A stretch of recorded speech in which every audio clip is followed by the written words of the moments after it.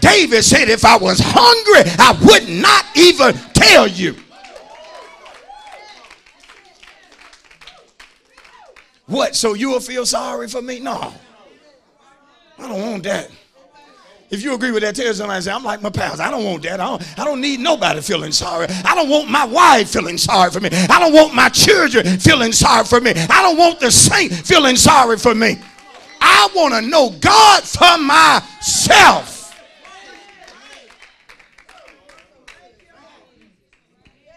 How do you know him for yourself? You learn to trust him. You learn not to move till he tell you to move. Am I right about that? But now watch. Because verse 12 is really a twist. See, it's really a twist we really don't get. And you wouldn't got it tonight, but you got an anointed man of God in front of you. So you're going to get the twist tonight.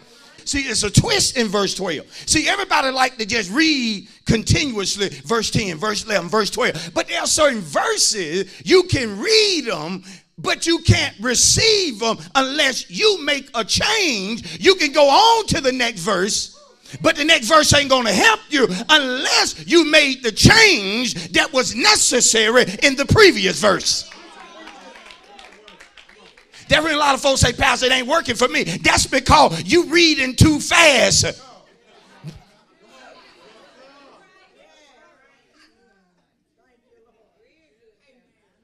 I don't know why God ain't causing me to receive. I've been looking for God to call me to receive. I told you reading too fast. He said, give and it shall be given.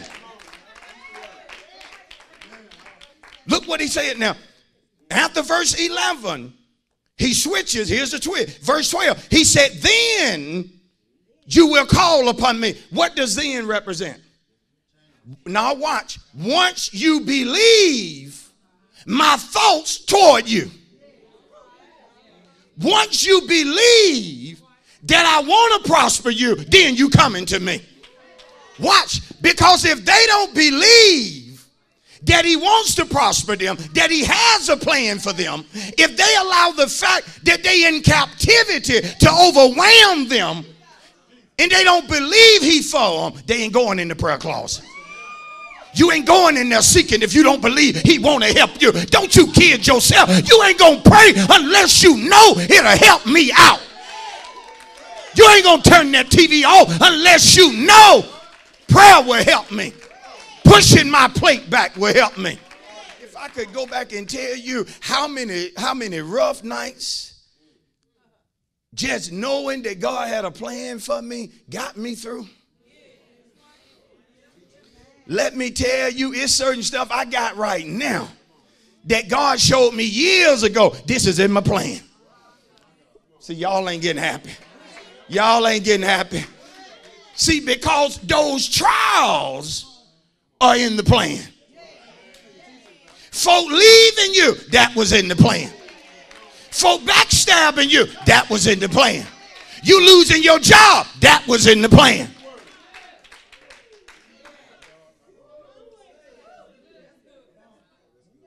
See, we want to pick and choose what we want. But see, when you're going to trust God, you got to trust the whole plan. You got to get on a path, and no matter how rough it gets, you got to say to yourself, I'm not coming off this path. I got to understand it. He got a plan for me. He got a plan for this family. No, we ain't going to cave in. No, we're not going to give up. He got a plan for this family. God going to use my family. You got to have that understanding. Because let me tell you something. When you know God, when somebody tells you God got a plan for your life, you also have to recognize there are enemies or an enemy that's got a plan for your life that wants to get you off course. That don't want you to trust God. Don't want you to make the right move. See, so y'all listen to me now. You have an adversary that daily comes at you in a number of ways. Why? Listen to me tonight. Trying to confuse you in reference to the plan that God has for you. trying to make you make decisions outside of the plan. Bidding for your attention, trying to get you to mess up. Tell your neighbor, every day that you're walking in God's plan, there are many things. There are numerous things. There are various things that's trying to get your attention. Y'all hear me? Number one, listen carefully. You got to know what to ignore. Tell your neighbor, he right about that. Tell your neighbor, there are some things and some folk I just need to ignore. They ain't even part of the plan. That's when you can't get too fixated on trouble. There comes a time when you have to really look at trouble and tell trouble, you temporary. You temporary. This ain't gonna last. I done saw the plan. The plan is for me to prosper. So trouble, sooner or later, you got to get up out of here. Watch this, for good. And when you finally get up out of here, you ain't coming back. Because in the plan, God showed me I was debt free. So at some point, see, I wasn't talking to everybody. I'm glad you didn't get out, because it wasn't meant for everybody. Just a few crazy folk that crazy enough to believe that God can cancel every one of your debt. Watch this, before this year ends. I'm liable to get up here and tell y'all I'm debt free.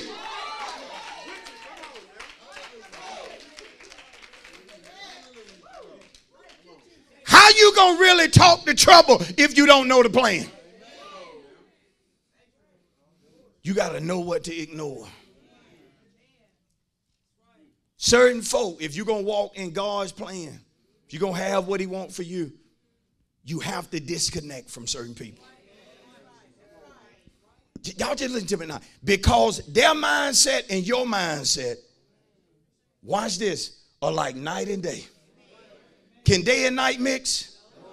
Can good and evil mix? See, I need to tell some of y'all, the folk you hanging with up to evil, but you supposed to be about good. How y'all so tight? I don't understand this. Explain it to me. They all about evil. You all about good, but y'all just tight. I don't understand that. Somebody got a plan to draw the other one. Ooh, and most of the time in the church, it's saints being drawn back into the world. Back into a certain way of thinking that God don't want you to think. Number two, listen, you got to know what to pursue. See, there are folk in here tonight, you don't know what to go after. But see, if you know God and you get in touch with him, if you seek him, you're going to find the answers you need when you seek God. Lord, should I open up the business or should I wait? You got to seek him. He'll let you know. God, is this the person or should I just keep praying? He'll let you know if you seek him. Are y'all here tonight? See, the problem with a whole lot of us tonight, you are making decisions. Let me step back. Major decisions without acknowledging God.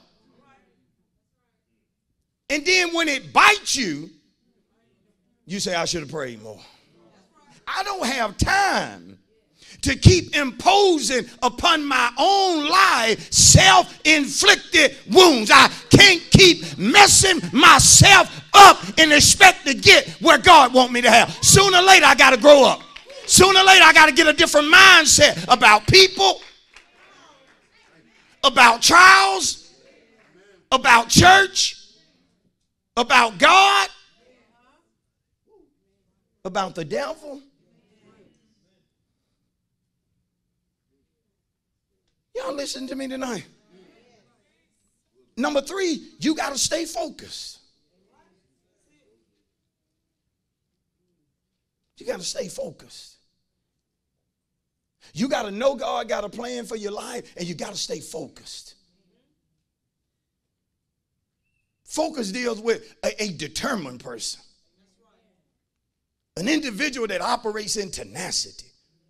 See, you show me a person that's focused, I'm going to show you somebody that's tenacious.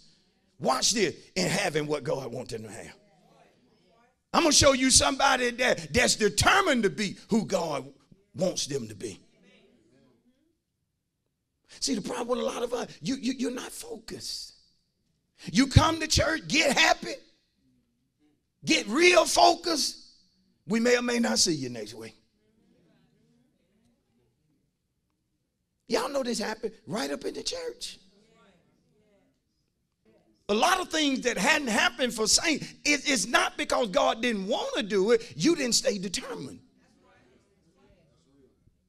How many know that's real? There is an easy type person to defeat. Y'all listen tonight.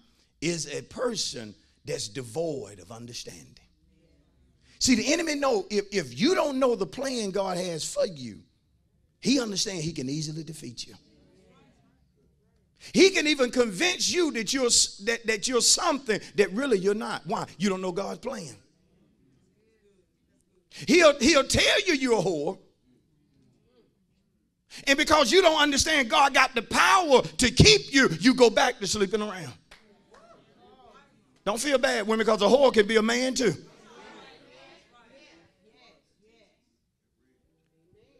He tells you you're going to always be addicted. And because you don't know God's plan for your life, you fall back into certain traps. And now you back doing what you told God you wouldn't do no more.